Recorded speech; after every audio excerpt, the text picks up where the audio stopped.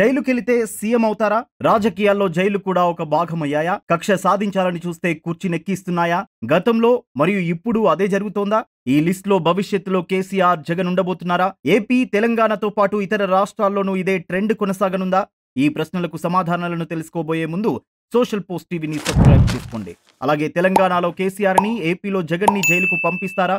Option A అవును, option B లేదు. మీ అభిప్రాయాన్ని కామెంట్ సెక్షన్ లో ఎస్ ఆర్ నో అని టైప్ చేయండి.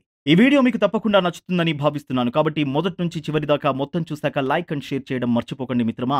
వీడియోలోకి వెళ్దామా? ఏపీ, తెలంగాణ రెండు తెలుగు రాష్ట్రాల్లో గడిచిన 10 ఏళ్లలో జరిగిన వివిధ రాజకీయ పరిణామాలను బట్టి చూస్తుంటే అందరిలోనూ ఒక ప్రశ్న మెదులుతుంది. అదేంటంటే, జైలుకెళితే సీఎం అవుతారా? అధికార పార్టీ రాజకీయ కక్ష సాధింపులో భాగంగా ప్రతిపక్ష నాయకులను ఏదో ఒక కేసులో ఇరికించి జైలుకు పంపితే వాళ్ళు విడుదలయ్యాక జరిగే ఎన్నికల్లో గెలిచి ముఖ్యమంత్రి కుర్చీని సొంతం చేసుకుంటారా? భవిష్యత్తులో ఇదొక సెంటిమెంట్ గా మారబోతుందా? ఆంధ్రప్రదేశ్లో జరిగిన 2 అసెంబ్లీ ఎలక్షన్లలో మరియు తెలంగాణలో జరిగిన ఒక శాసనసభ ఎన్నికల్లో ఇదే రిపీట్ అవ్వడం చెప్పుకోదగ్గ విషయం. ఉమ్మడి ఆంధ్రప్రదేశ్లో కాంగ్రెస్ పార్టీ ఎంపీగా ఉన్న వైఎస్ జగన్మోహన్ రెడ్డి తన తండ్రి అకాల మరణం అనంతరం చోటు చేసుకున్న రాజకీయ పరిస్థితుల్లో ఆ పార్టీకి రాజీనామా చేసి వైఎస్ఆర్సీపీని స్థాపించారు. దీంతో కాంగ్రెస్ పార్టీ పొలిటికల్ గా ఆయనపై పగపట్టింది. అవినీతి కేసుల్లో ఇరికించి 16 నెలల పాటు జైల్లో ఉంచింది. తర్వాత జగన్ జైలు నుంచి విడుదలై ఉమ్మడి ఆంధ్రప్రదేశ్ విభజన అనంతరం 2014లో జరిగిన ఎన్నికల్లో అనూహ్య రీతిలో సీట్లు సంపాదించి ప్రతిపక్ష నాయకుడిగా సమర్థవంతంగా పనిచేశారు. 2019లో జరిగిన ఎలక్షన్లో కనీవిని ఎరగని రీతిలో విజయం సాధించి ముఖ్యమంత్రిగా ఏపీ పగ్గాలు చేపట్టారు. మరోవైపు తెలంగాణలో ఓటుకు నోటు కేసులో అరెస్టై జైలుకు వెళ్లిన అప్పటి తెలుగుదేశం పార్టీ నేత రేవంత్ రెడ్డి కొన్నాళ్లకు జైలు నుంచి రిలీజ్ అయి తర్వాత కాంగ్రెస్ పార్టీలో చేరి 2018లో జరిగిన అసెంబ్లీ ఎన్నికల్లో ఎమ్మెల్యేగా ఓడిపోయి 2019లో జరిగిన లోక్సభ ఎలక్షన్లలో మల్కాజ్గిరి ఎంపీగా సక్సెస్ అయ్యారు. అనంతరం తెలంగాణ కాంగ్రెస్ పార్టీ అధ్యక్షుడిగా నియమితులై 2024లో జరిగిన అసెంబ్లీ ఎన్నికల్లో గెలిచి తెలంగాణ ముఖ్యమంత్రిగా అధికారం చేపట్టారు. కేసీఆర్ తనను కావాలనే ఓటుకు నోటు కేసులో ఇరికించి జైలుకు పంపాడని, తాను కూడా కేసీఆర్ ని జైలుకు పంపిస్తానని ఎన్నికల ప్రచార సభల్లో ప్రకటించారు.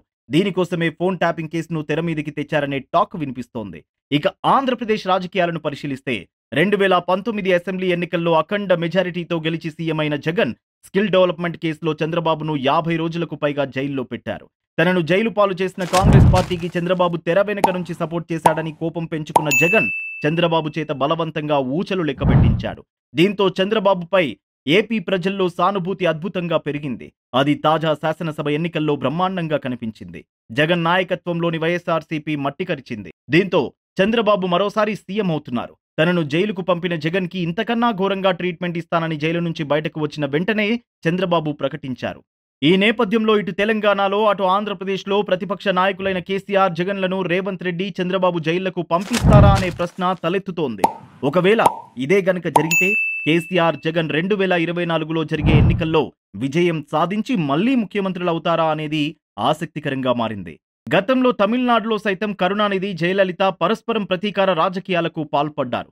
ఒకరి చేత ఒకరు జైళ్ల బాట పట్టించేదాకా వెనుకాడలేదు. జైలు నుంచి విడుదలయ్యాక సీఎం అయ్యారు.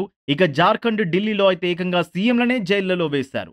దీంతో జార్ఖండ్ ముఖ్యమంత్రి పదవికి హేమంత్ సోరెన్ రాజీనామా చేశారు. జైల్లో ఉన్నప్పటికీ అరవింద్ కేజ్రీవాల్ మాత్రం ఢిల్లీ సీఎంగానే కొనసాగుతున్నారు. వీళ్ళిద్దరూ కూడా జైలు నుంచి విడుదలయ్యాక జరిగే ఎన్నికల్లో విజయం సాధించి మళ్లీ ముఖ్యమంత్రులుగా పగ్గాలు చేపడతారేమో చూడాలి.